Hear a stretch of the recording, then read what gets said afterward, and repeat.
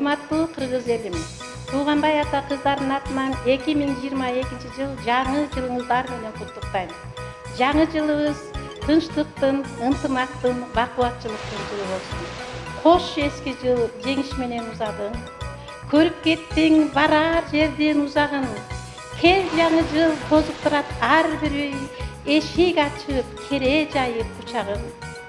Сүйүнгүлө ичиңерден баарыңар, ушул жылдын, жаңы жылдын ала тоодой куту бар.